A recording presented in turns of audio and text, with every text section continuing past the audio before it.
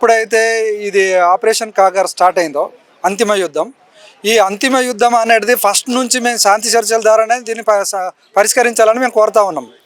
ఎందుకంటే దాదాపుగా మీరు మొన్న చూసారు ఇప్పుడు పాకిస్తాన్ తోటే మన యుద్ధం జరుగుతున్న క్రమంలో ఇమ్మీడియట్లీ 3 డేస్లోనే ఇమ్మీడియట్లీ వాళ్ళు శాంతి చర్చలు జరుగుతాయంటనని చెప్పి మొత్తం యుద్ధాన్ని ఆపేసారు.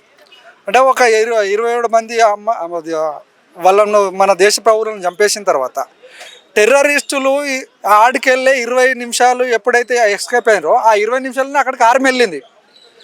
ఆ 20 నిమిషాలు ఉన్నటువంటి ఆర్మీ వాళ్ళు డ్రోన్ల ద్వారా గుర్తించవచ్చు, శాటిలైట్ల ద్వారా గుర్తించవచ్చు, వాళ్ళ సైనిక హెలికాప్టర్ల ద్వారా కూడా తీసుకొని పోయి ఇమ్మీడియట్లీ కూడా వాళ్ళని కాల్ చేయొచ్చు. కానీ వాళ్ళు 15-20 రోజుల వరకు వాళ్ళు దొరకరు. ఎక్కడైతే అండర్ గ్రౌండ్లో ఉన్నటువంటి మావోయిస్టులు కానీ ఇప్పుడు వాళ్ళు డెన్లో ఉన్నారని వాళ్ళు చెప్తా ఉన్నారు, నేల బోయరాలలో ఉన్నారని చెప్తా ఉన్నారు. మరి అట్లాంటి వ్యక్తులను మీరు డ్రోన్లు పెట్టి శాటిలైట్లు పెట్టి సైనిక విమానాలను కర్రగుట్టలను అయితే 4 రోజులు భయంకరంగా యాక్చువల్గా డిటోనేటర్ అయితే మంచిగా ఒక 5 కిలోమీటర్ల వరకు వినబడుతుంది సౌండ్.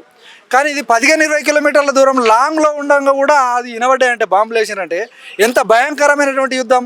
వీళ్ళేమైనా శత్రు దేశమా?